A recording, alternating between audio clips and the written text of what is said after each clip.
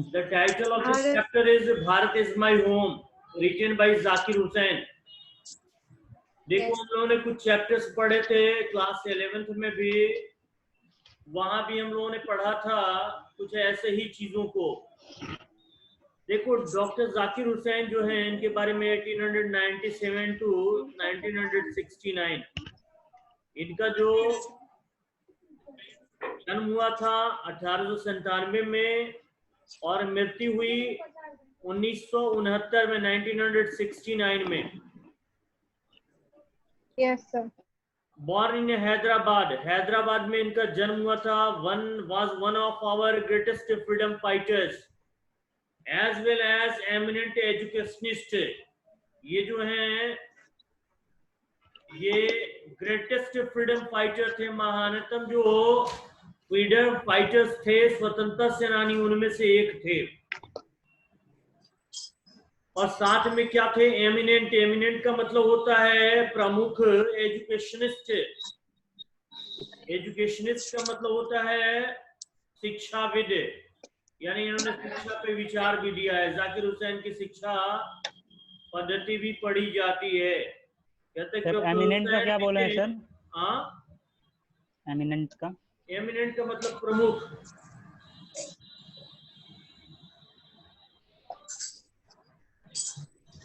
प्रसिद्ध, ठीक है, वर्ड है आपका एमिनेंट, ठीक है। तो वो एक एमिनेंट एजुकेशनिस्ट भी रहे हैं। प्रसिद्ध इनको बोला जाता है, प्रसिद्ध, उत्तम, प्रमुख, ये भी है। ये सारे वर्ड इसी के लिए यूज किया जाता है। Doctor Hussain became the president of India in 1967। 1967 में ये क्या बने थे? भारत के राष्ट्रपति बने हुए थे। आ रही बात समझ में ना? तो देखो मात्र 2 साल का कार्यकाल है। ये 1967 में बने और 69 में इनकी मृत्यु हो गई, ठीक है। यानी during his post he died. और इन 2 साल में उन्होंने जो भी किया है, लेकिन राष्ट्रपति थे, एमिनेंट एजुकेशनिस्ट भी थे। तो इनके जो कुछ जो स्पीचेस हैं which are really very important and which have to be taught in different classes। तो ये कहते हैं earlier he had served as the governor of Bihar। पहले ये बिहार के गवर्नर भी थे और गवर्नर के रूप में उन्होंने सेवा भी की थी। तो आप देखो आज के डेट में हमारे जो राष्ट्रपति हैं रामनाथ कोविंद, नाम याद है कि नहीं है? Yes sir. रामनाथ कोविंद। अभी आपको मैं बता दूं कि 69,000 भर्ती चल रही है आपको यूपी में। तो आपको बताएं कि 150 का इसमें क्वेश्चन पेपर था और जिसमें 147 लाने वाले बंदे से जब क्वेश्चन पूछा गया कि who is the president of India, he knew nothing about the president of India, ठीक है। आप समझो कि उसने कैसे ये रिजल्ट लाया है। And now days he is under custody and the investigation is going on. और इस पे जो है इन्वेस्टिगेशन चल रहा है। रूबी राय थी सर। हाँ, एकदम रूबी राय की तरह। तो ये क्या कहते हैं? नो सर, कितना होता है ना सर कि एग्जाम का सब याद करने होता है, बुक किताबी कीड़ा वही होता है, किताब पढ़ के जो देंगे उस एग्जाम में भी तो वही सब आता है ना। This is the simplest question. Who's the अच्छा, president? यस सर, प्रेसिडेंट तो हर किसी को मालूम रहता है सर। उतना तो कम से कम मालूम है। हो सकता है आपसे रेल नहीं मंत्री मालूम नहीं हो। यस सर, रेल मंत्री तो हमको भी नहीं मालूम है। मिनिस्टर नहीं मालूम हो, प्रेसिडेंट नहीं मालूम हो, प्राइम मिनिस्टर नहीं मालूम हो। मंत्री तो पीयूष गोयल है ना। हाँ, अब देखो ये कहते हैं कि Bharat is my home is an extract from this speech he given in 1967 after taking oath as president। 1967 में उन्होंने जब जो स्पीच दिया था, ओथ यानी शपथ ग्रहण करने के पश्चात, उसी का ये अंश है। एक्सट्रैक्ट यानी अंश है। In his first speech as the President of India, Dr. Zakir Hussain pleaded himself to the serving of totality of India's culture. उन्होंने कसम ली, शपथ लिया कि वो क्या करेंगे, सेवा करेंगे of the totality of India's culture, यानी भारत की सभ्यता के कल्चर के संपूर्णता के लिए उन्होंने शपथ ली कि वो काम करेंगे तो इसकी संपूर्णता के लिए करेंगे। ठीक है, आप देखो यहाँ पे हम लोगों ने पिछला जो चैप्टर पढ़ा था उसमें और इसमें बहुत ज्यादा का डिफरेंसेस नहीं है। ठीक है, इसमें और उसमें बहुत ज्यादा का डिफरेंस नहीं है, क्योंकि उन्होंने भी कल्चर की बात की थी और ये भी कल्चर की बात करेंगे, तो थोड़ा सा ये बोर्डम तो होगा। ठीक है, क्योंकि एथिक्स, मोरल वैल्यूज ये सब हमें थोड़ा सा बोर करते ही है। ठीक है, it seems to us completely dry, हम लोग को एकदम सूखा सूखा लगता है। There won't be any story related to romance and whatever the story attracts the viewers, the listeners. You may not find such type of things, but if you are really a patriot, you will like the feelings of our ex-president Dr. Zakir Hussain. यहाँ देखो एक चीज यहाँ कहते हैं, work in small groups and discuss the following, यानी इसे समूह में करना है और डिस्कस द फॉलोइंग, इस पे हमें क्या करना है, वाद विवाद करना है, डिस्कस करना है। चैरिटी बिगिंस एट होम, इसका मतलब शुरू क्या होता है, इसका मतलब कि दान की शुरुआत घर से होती है। यानी आप देखते हैं दुर्गा पूजा अभी जस्ट आने वाला है, कुछ दिन में दुर्गा पूजा होगा, बहुत सारे लड़के जो है इकट्ठा हो जाते हैं और घूम घूम के चंदा देना है, लेना शुरू करते हैं। But when we talk about the charity from their own home, their issues to give, मना करते हैं हम तो ले ही रहे हैं, अब देंगे कहां से। ठीक है, like that during Ramzan there were so many persons who were taking charity, but to donate, to give charity to orphans, to the students, none wants it. ठीक है, कोई नहीं चाहता कि हम जो है जो एजुकेशन लेने वाले हैं, जो ऑर्फन्स हैं, जो अनाथ हैं, उनके लिए चैरिटी करें। लेकिन यहाँ क्या है, charity begins at home, you have to write something about this. आप इसके ऊपर लिखेंगे या आप बता सकते हैं कि चैरिटी की शुरुआत घर से कैसे हो सकती है। Saloni, what do you say about this topic?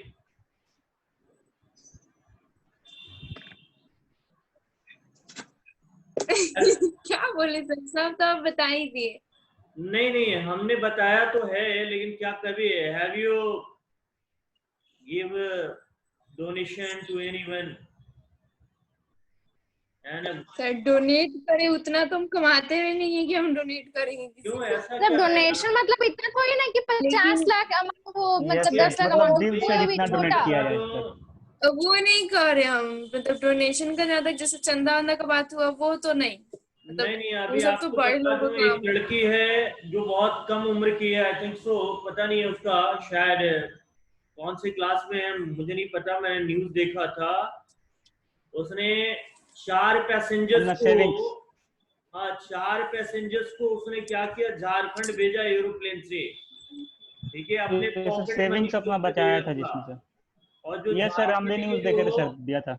हाँ, झारखंड के जो चीफ मिनिस्टर हैं उन्होंने क्या किया था, उन्होंने अपने थैंक्स को जो है वो शो किया था, ही वाज ऑब्लाइज्ड। ठीक है, तो ये आप चैरिटी कर सकते हैं, हर कोई कर सकता है, no need to give some amount. If you are giving a penny that would be enough. अगर आप एक सिक्का भी दान करते हैं तो वो भी दान की श्रेणी में आएगा। दूसरा क्वेश्चन है, the entire world is a family. ये जो पूरी दुनिया है ये एक परिवार है। Shikha, what do you say about it? Yes sir. यहाँ यस सर नहीं है। What is your experience about this? Opinion. अबे यार ओपिनियन यही सर कि पूरा वर्ल्ड एक फैमिली है सर। कैसे? कैसे? तो सबसे कोई ना कोई तो रिश्ता है ही, ऐसा किसी से मतलब इंसानियत का रिश्ता तो सबसे है ना सर, हाँ हाँ हाँ। इसलिए। आपने देखा है इसीलिए संस्कृत में एक जो प्रवर्ब यूज किया जाता है, वसुधैव कुटुंबकम, yes yes is similar to this quote, this quotation. ये Yes, sir. सिमिलर है उसी के। ये ऐसा कि ये तो यानी- पूरा दुनिया मतलब। हाँ, आप देखो ये विवेकानंद ने भी कहा है, why should not be tease to our neighbours, neighbours it doesn't matter. ऐसा क्योंकि just a संसार living- का नहीं होता कि हर एक सिंगल पर्सन भी है सर, तो वो गॉड अल्लाह भगवान सबका मतलब बच्चा ही है ना सर, तो सबको एक ही है, सबको हाँ, एक परिवार है बस- सर। यानी ये देखो, मनुष्य के जो शरीर में जो एक आत्मा है, सोल जिसको Yes, sir. बोलते हैं, ये जो पावर है ये यानी गॉड की पावर है। This is the power of God. Without this power no one can live. कोई जीवित नहीं रह सकता है। तो आप जानो कि जो पावर आप में है वो पावर मुझ में भी है। This is the similarity and it is found everywhere throughout the world, in the entire world.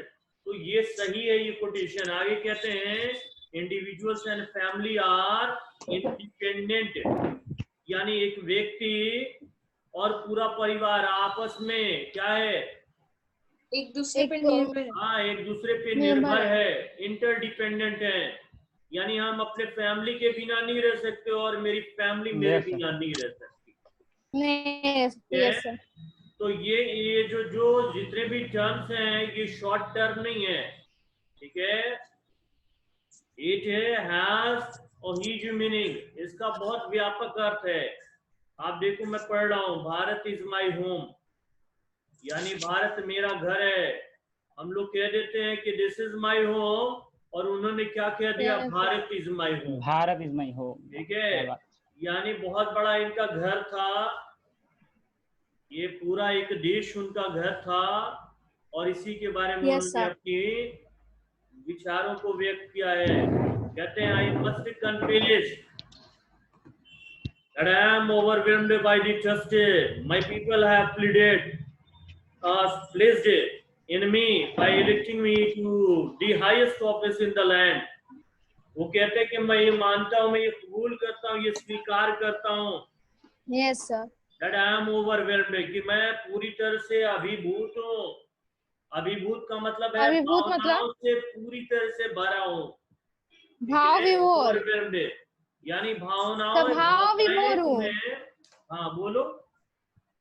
सब भाव विभोर होना। हाँ, भाव विभोर होना, यानी भावनाओं से पूरी तरह से ओतप्रोत होना, यानी पूरी तरह से भरा होना। ये जब होता है, देखो ये फीलिंग्स क्या होती है, you can feel this when you are given any award in front of your family members, there you feel such type of feeling.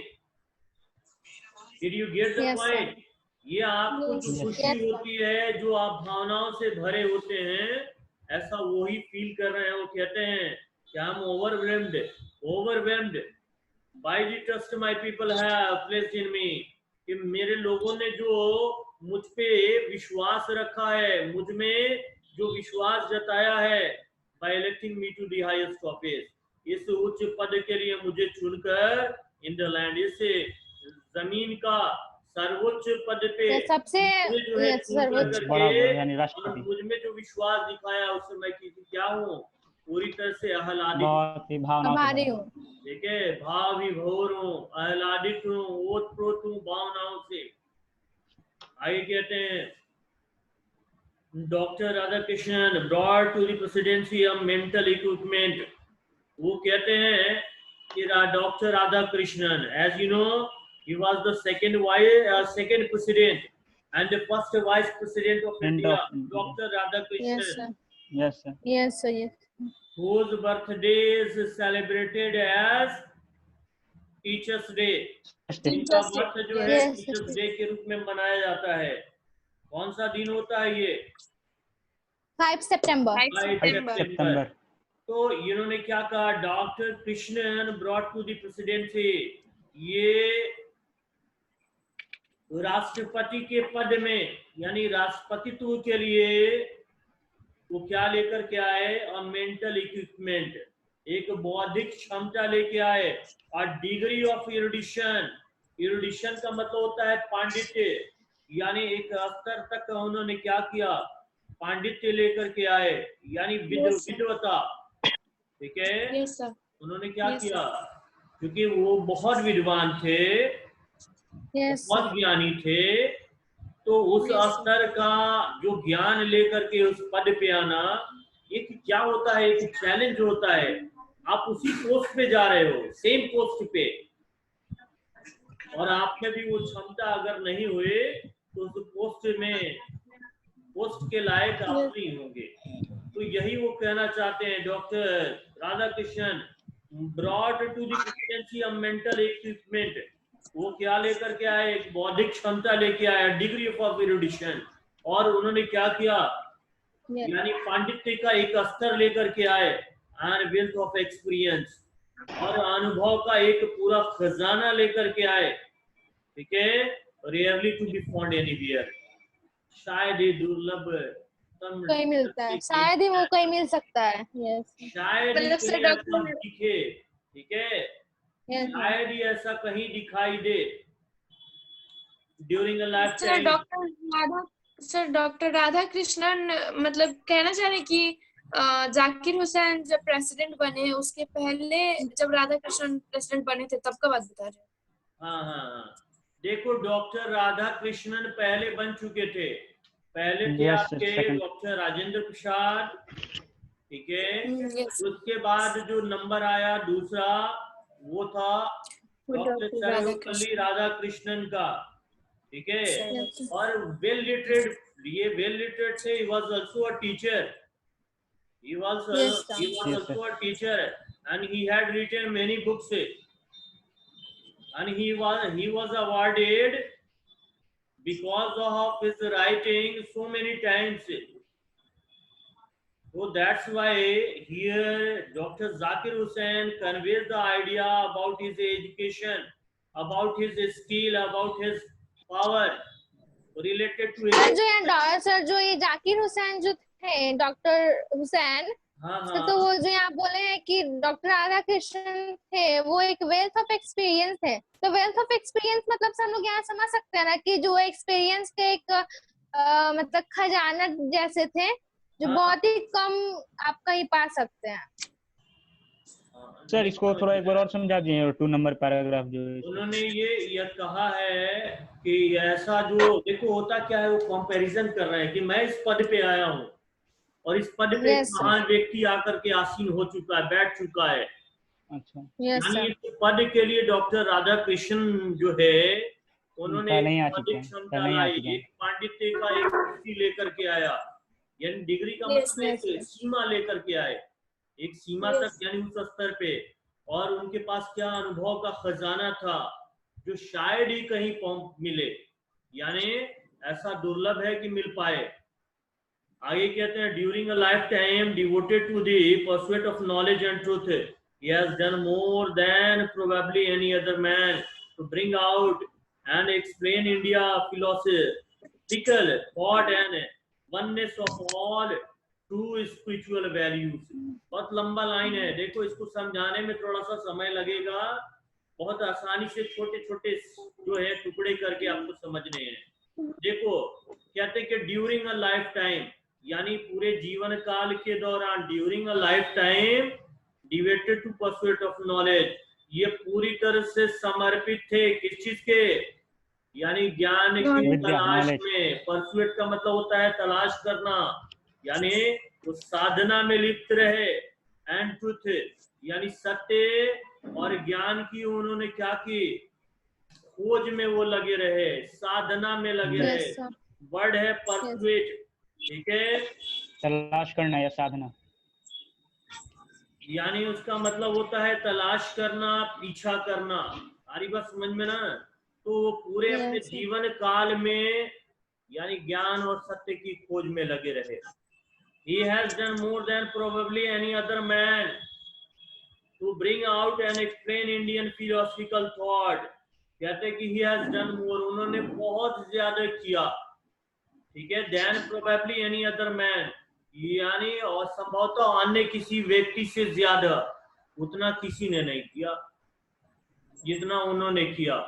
उस पद पे भी थे और उन्होंने Yes, sir. ज्ञान के प्रति उन्होंने समर्पित थे। उनकी एक बुक का नाम है the Hindu view of life, उन्होंने एक किताब लिखी है, बहुत वेल प्रेस्ड बुक है। तो आप Yes, sir. देखो कहते हैं other man to bring out, कि वो लेकर के आए एक्सप्लेन इंडियन फिलोसफिकल थॉट, भारतीय जो दार्शनिक जो है, चिंतन जो है, उसको लेकर के आए। आगे क्या कहते हैं, and the oneness of all to spiritual values, वो आगे कहते हैं और आध्यात्मिक मूल्यों की एकता की अधिक व्याख्या की है। ये कहना चाहते हैं, पूरा मैं लाइन पढ़ता हूं, जीवन भर वे ज्ञान और सत्य, ठीक है, ज्ञान और सत्य की साधना में लीन रहे, यानी उन्होंने ज्ञान और सत्य की साधना की, उसकी तलाश की, खोज की, और इस क्रम में उन्होंने दूसरे किसी व्यक्ति से तुलना में भारतीय दार्शनिक चिंतन तथा सारे वास्तविक आध्यात्मिक मूल्यों की एकता की अधिक व्याख्या की है। It means what ever he did सबसे ज्यादा किया है। anyone. He explained Indian philosophical more than anyone, यानी किसी से ज्यादा उन्होंने ये किया है। And oneness of all to spiritual values, और उन्होंने क्या किया है, आध्यात्मिक मूल्यों की एकता की उन्होंने व्याख्या की है, यानी उन्होंने पूरी तरह से आध्यात्मिक के बारे में बताया। आगे देखिएगा, he has never lost his faith in essential humanity of man, उन्होंने कभी नहीं गवाया जो अनिवार्य मानवता होती है मनुष्य की, यानी उनका मानवता में भी विश्वास था। And he himself has never ceased to champion the right of all men to live in a dignity and with justice। आगे क्या कहते हैं, कहते हैं कि he himself, उन्होंने खुद से, ये himself वर्ड है, ये क्या है अंकुर बताओ तो Sir? himself क्या है यहाँ पे? सर वो खुद के प्रोनाउन हो जाएगा ना यहाँ पे। वो कौन सा पार्ट्स ऑफ स्पीच है?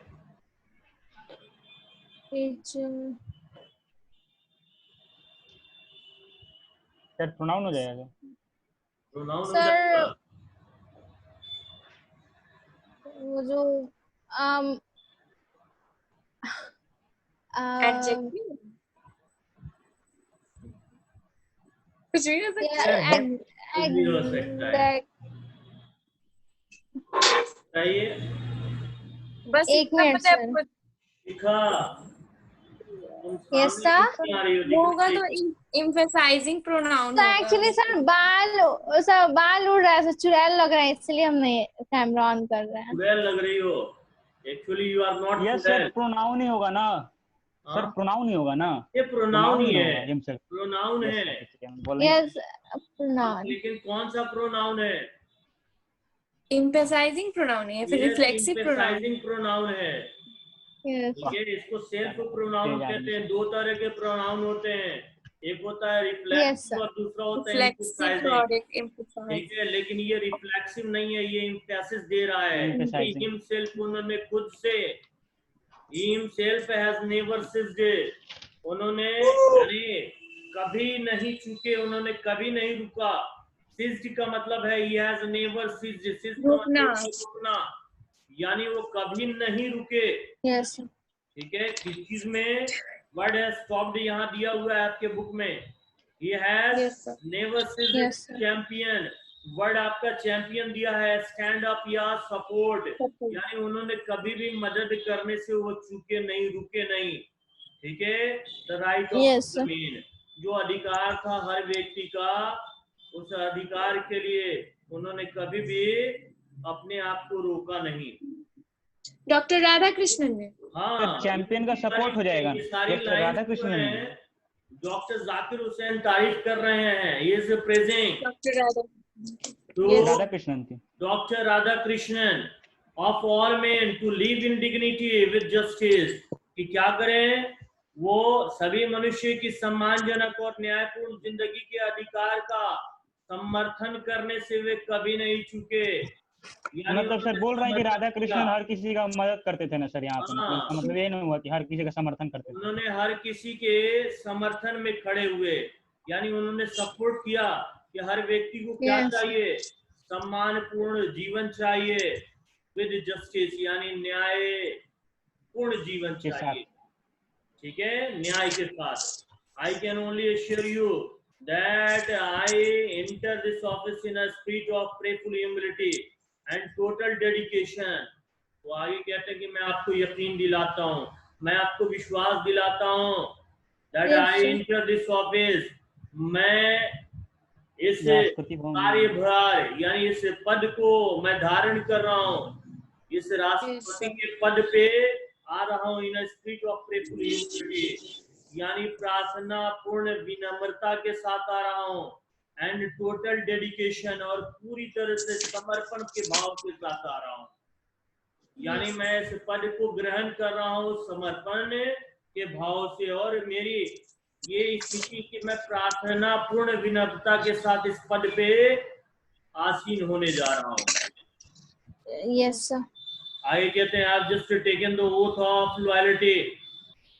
ठीक है, मैंने अभी अभी कसम ली है, शपथ ली है, किस चीज की, वफादारी की, लॉयल्टी की, किस चीज में, I have just taken the oath of loyalty to the Constitution of India। मैं भारत के संविधान की वफादारी की अभी शपथ ली है। अभी मैंने तुरंत अभी शपथ ली, मैंने कसम खाई है कि मैं संविधान के प्रति समर्पित रहूंगा, इसके लिए मैं लॉयल रहूंगा, वफादार बना रहूंगा। सर यहाँ पे ये अपने बारे में बोल रहे हैं, जाकिर हुसैन आप अपने बारे में बोल रहे हैं। ठीक है, it is the constitution of comparatively new state। ठीक है, ये क्या कहते हैं, ये it is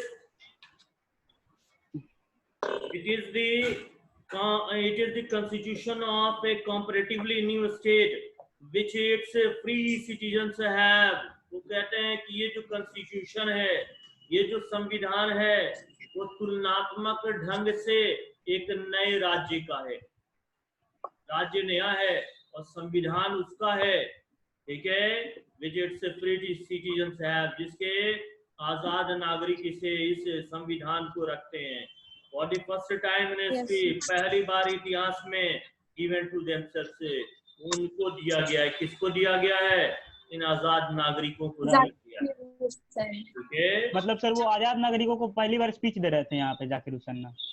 ये देश पहली बार नहीं, मतलब ये कह रहे हैं कि ये जो देखो 1947 में आजाद हुआ देश, और देश के आजाद होने के सिर्फ यानी 47 में आजाद हुआ, और ये 67 में ये दे रहे हैं भाषण।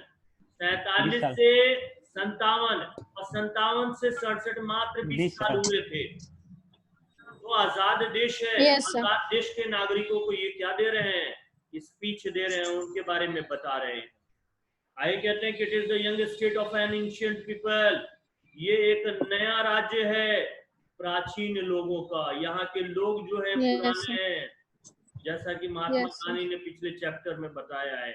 Who through the long millennia and through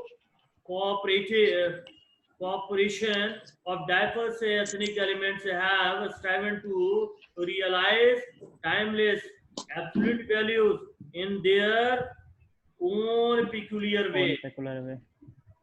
क्या कहना चाहते हैं कि ये जो नया राष्ट्र है, ठीक है, Yes, ये sir. नया स्टेट है, नया राज्य है of ancient people, नए पुराने लोगों का through the long millennia, जो मिलेनिया का मतलब होता है सदियों से, ठीक है, एक लंबे सदी से, एंड थ्रू कोऑपरेशन, और सद्भाव से, सहयोग से, ऑफ डाइवर्स एथनिक एलिमेंट से, जो मिलेनिया क्या बोल रहे हैं सर? हाँ, मिलेनिया का मतलब?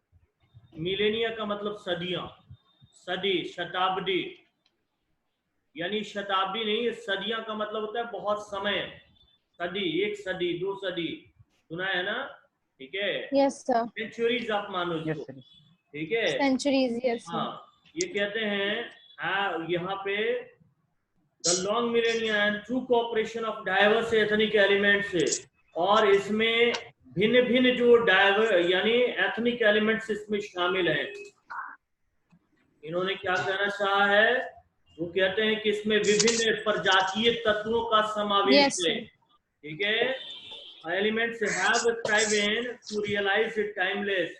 इन्होंने क्या किया है, स्ट्राइवन